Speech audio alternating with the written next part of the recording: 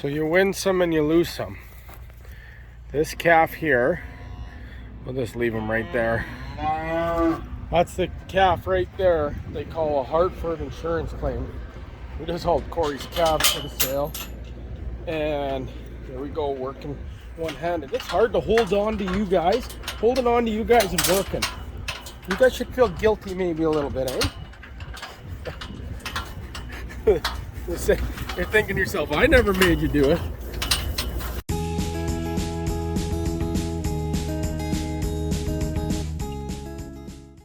But what happened is we made an insurance claim. Oh, hey, Rocky. No calves to chase on the liner this time. Good boy. You don't chase this poor calf either. He can barely walk. So what we got is we got paid for that calf actually because it got hurt at the sale. We took it there healthy. And we pay an insurance per head for the calves at the sale. We pay a premium every year. And I'll tell you this much, that calf, if it makes it, it might pay the premiums for the last few years.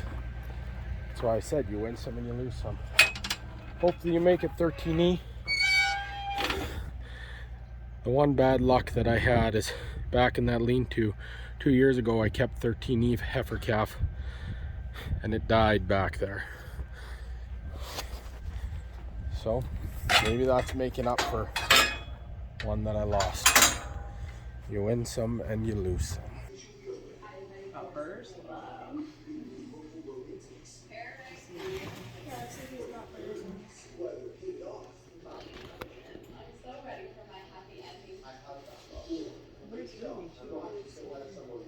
Oh, where is she? She's supposed to keep the deer away. What is he looking?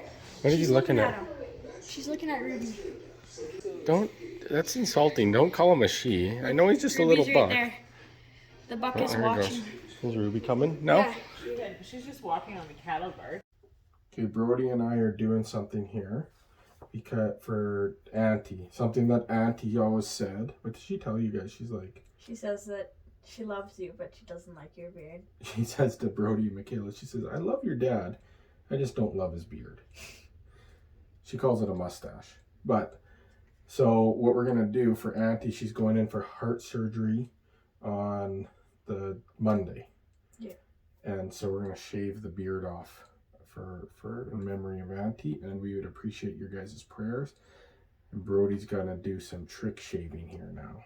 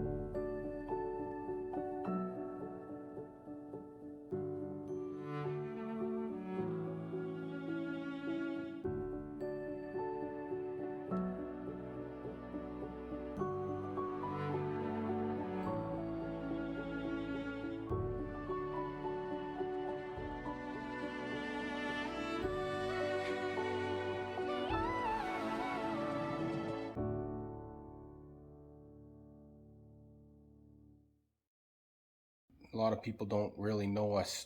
They only know us through watching these videos. And Renata's auntie is actually, she's like a second mom to Renata. Renata grew up with her and knew her whole life. They lived in the same house. So she's really near and dear to us, and we really care about her. And right now, just even working, I'm having a hard time. I shouldn't say having a hard time. I'm just spending a lot of time in prayer. So we appreciate your guys' prayers, and I'm going to head out. And it looks like we're supposed to get some moisture here on Friday. So I'm going to try to get the corrals fixed up, and we're going to take a look at that 13E. But we want to get the corrals finished up so that the calves can get underneath that lean-to if it rains or it snows, and just have another source of shelter, get it all strawed down in there nicely.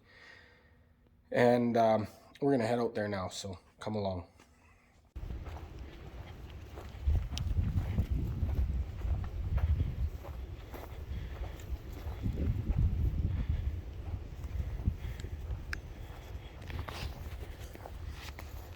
"13E calf is doing much better, but you guys, it's unbelievable the amount of hay that these guys are pounding through. It's the fourth bale I put in there since I weaned them. But right here, this is where 13E's sister died 2 years ago. She must have got her back low or something that way. But the plan is to get all these panels out, so I get this cleaned up here, so I can get straw in here. And the calves have a place in the lean-to. It's pretty patched, but just got this amount of material. Get this out of here.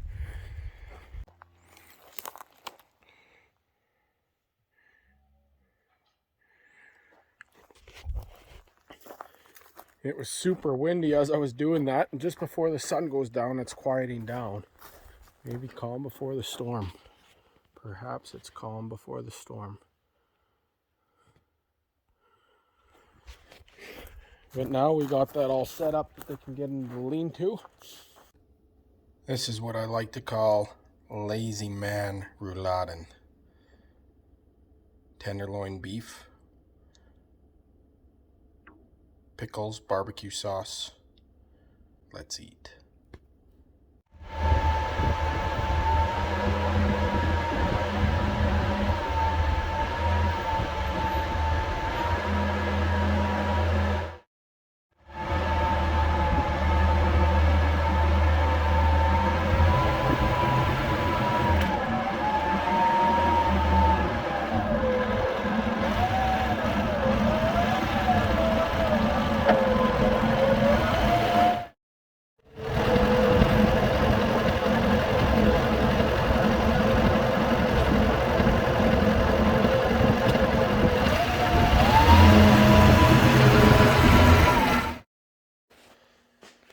I can't believe it.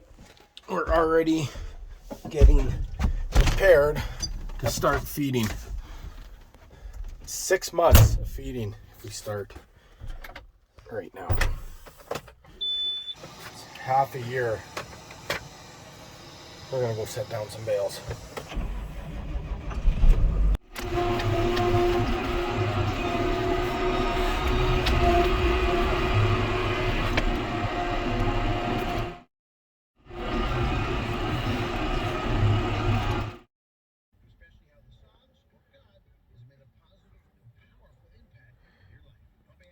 So this is somewhat of a problem.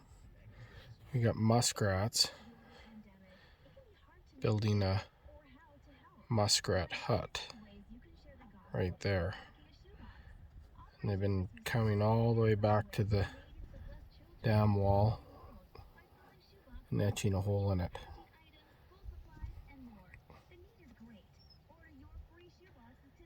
Let's see if we can't solve this problem.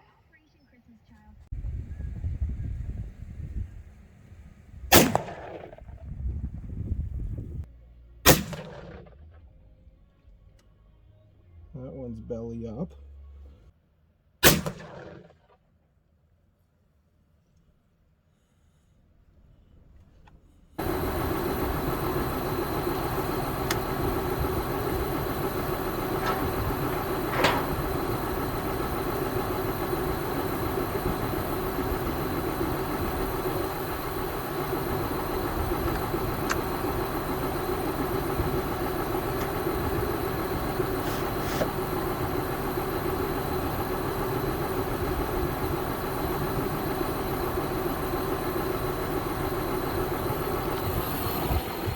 So is the repair gonna hold out from last year?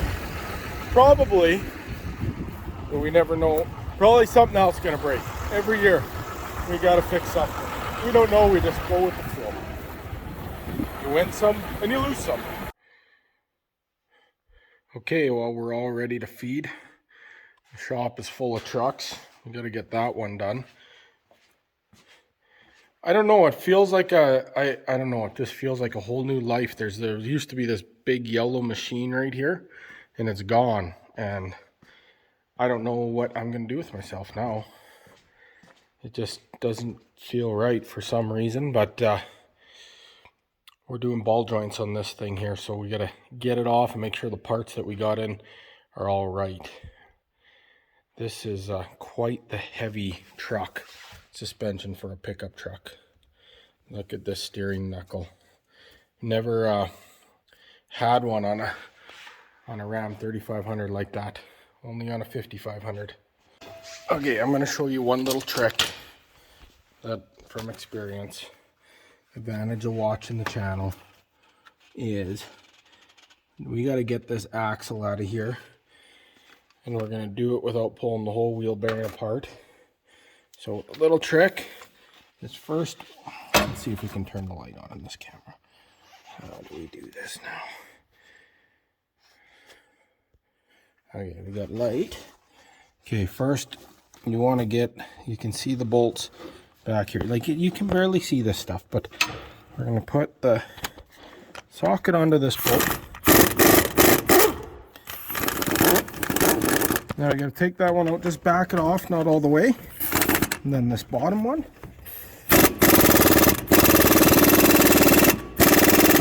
I stick it on there. Try to do this with one hand, changing air fittings and all. Oh, got it. Now we're going to air hammer time. It's hammer time. Put the air hammer on. We're doing this with one hand. I don't know. I don't think it's gonna work. I think I gotta gonna have to put you guys down. Air hammer goes inside here. And now we're going to break it loose. Now the trick is, you actually need 2 bolts in. And we got the steering all detached. Now we're going to go in the opposite corner, down here, and we're going to hammer it out. Also, I told the customer that he used U-joints, and sometimes people don't believe their mechanic when all the parts are replaced, but I'll just put it on video here.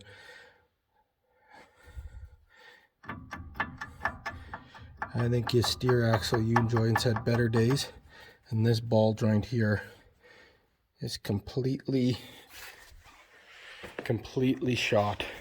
Back in, you'll need a sliding block.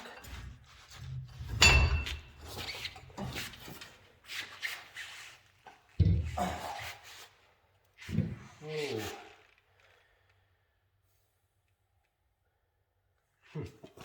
Starting into mechanics, there was a guy that told me that most heavy-duty mechanics don't make it to active heavy-duty mechanics working every day don't make it past 40 years old, and I'm really not too far from there. And I told him that I was going to prove him wrong, and now I'm kind of regretting it because I take feeling it on my body. And I didn't know, never met him, first time I ever met him. And after a little while of our conversation, he looked at me and he says, he didn't even know my name. He says, he said to me, never give up, because God has a plan for you. And I don't think he's directly talking about mechanics. Actually, I'm pretty sure he wasn't. We had a real cool conversation after that. But you win some and you lose some. And my encouragement to you guys today is never give up, because God has a plan for you.